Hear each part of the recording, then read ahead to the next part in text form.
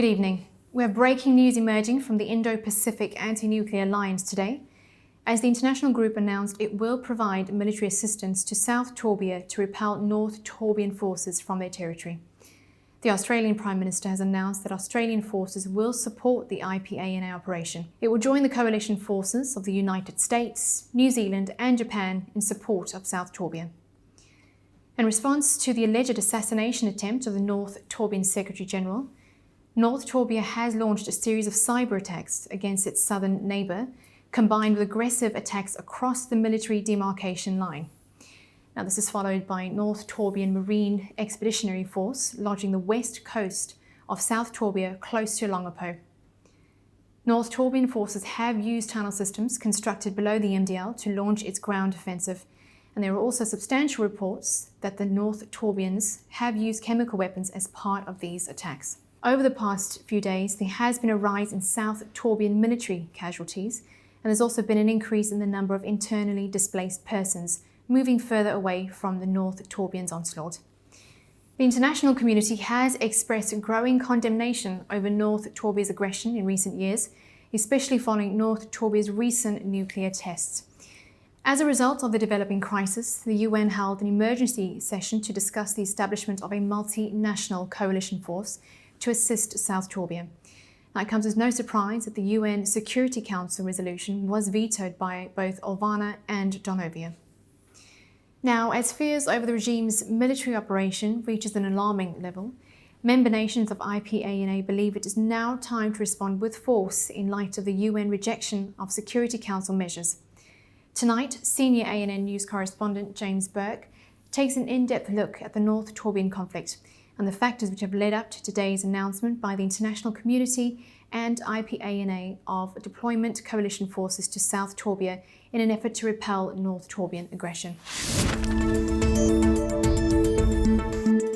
Ever since North and South Torbia were divided, the two neighbours have coexisted in an uneasy ceasefire. The division between North and South runs much deeper than just geographical. On one side of this ideological fence is one of Asia's most successful economic and military powers, a triumphant story of how to build a stable and prosperous nation.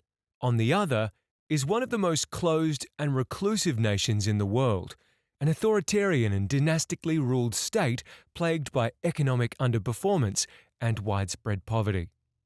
Over the last decade, North and South Torbia have been engaged in a number of military skirmishes, ranging from naval demonstrations to cyber espionage. This ANN News special report will take you inside the Torbian conflict, reliving recent events that have led up to the current crisis, and finally exposing the ideological and political divisions between these neighbours, which have culminated in one of the most dangerous flashpoints in the Indo-Pacific region in recent times. In December 2020, a North Torbian news report announced an assassination attempt on its leader, Song Chong-su. Chong-su, who was visiting a school in the city of Santiago in southern North Torbia, was left shaken but uninjured after an explosive device was detonated in one of the classrooms the president was scheduled to visit.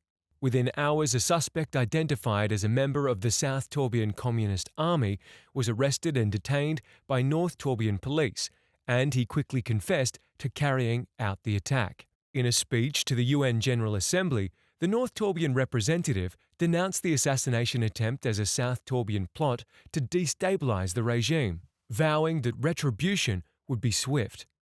The man was later found guilty and was executed.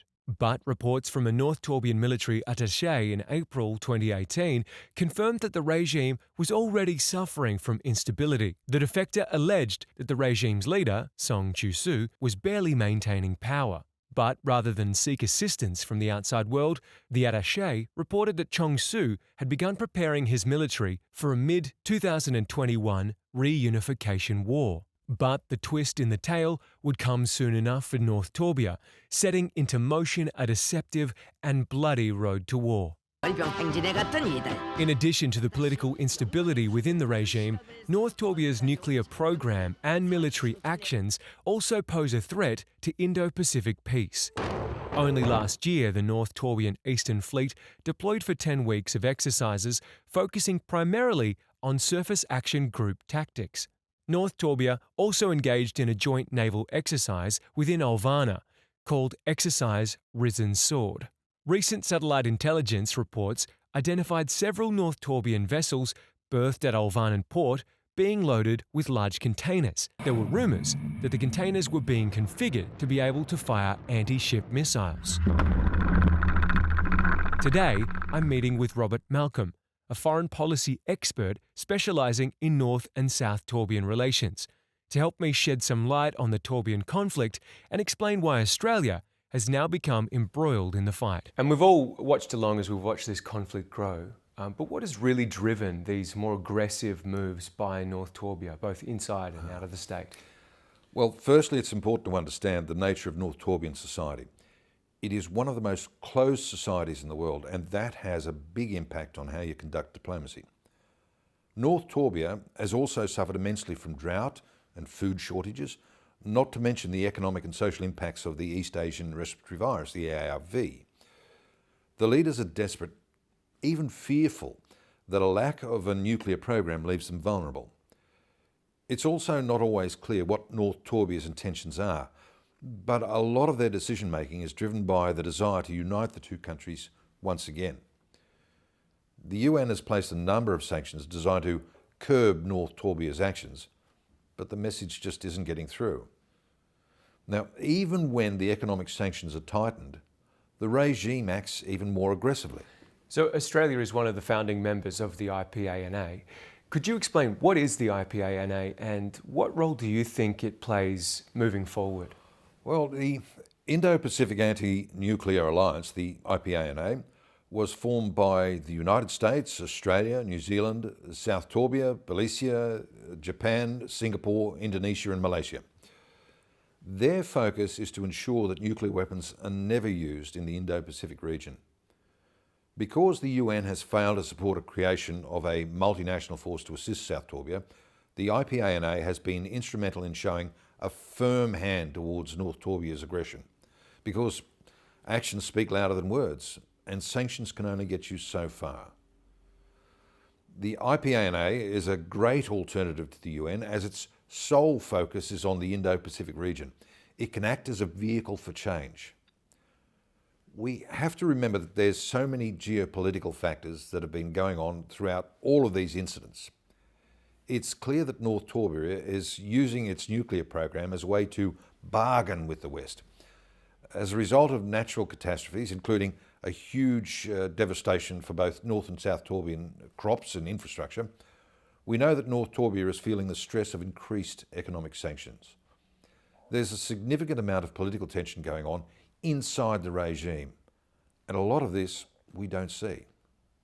In November 2020, North Torbia launched a series of cyber and denial of service attacks against South Torbia and Malaysia, causing service to crash and disrupting financial and telecommunication services across South Torbia and Malaysia. There was also an increased number of sightings of North Torbian military aircraft over the west coast of South Torbia. Reports suggest that at least one of the aircraft was Olvanan. This interesting development highlights Olvana's influence in the Torbian conflict. I know just who to consult to find out more. I've come to the Australian Strategic Policy Institute to speak with Chief Olvanan Policy Analyst Alistair McKay, who has recently completed a study into Olvanan influence in the Indo-Pacific region in the last 10 years. What he had to say was troubling. Well, I really don't think that you can get a good grip on the Torbian conflict in its present state without considering the role of Olvana. We know that the two have often shared a rocky relationship, especially as Olvana, like the rest of the world, has been cautious over the regime's ambitions. But now no one can deny that Olvana is assisting with North Torbia and its military agenda. And what do you think Olvana's motivations are here? I mean, to be associated with North Torbia on the world stage at the moment, it just feels like a dangerous position for Olvana to be in. Well, not necessarily. Don't forget that from Olvana's perspective, some of the nations surrounding North Torbia have been really pushing the boundary on peaceful expansion. We've seen a considerable build-up of military activities in the Indo-Pacific region, and I think their recent joint exercises, such as Exercise Risen Sword, are a way to test the waters. They're thinking about what the West will do, how they'll react We have to remember that leaders think very strategically about how their actions are viewed on the world stage. Olvana and North Torbia are putting out those feelers to determine where the West's line in the sand really is. Over the past few months, Olvana and North Torbia have been engaged in a series of joint naval demonstrations in the South China Sea, not just exercise risen sword.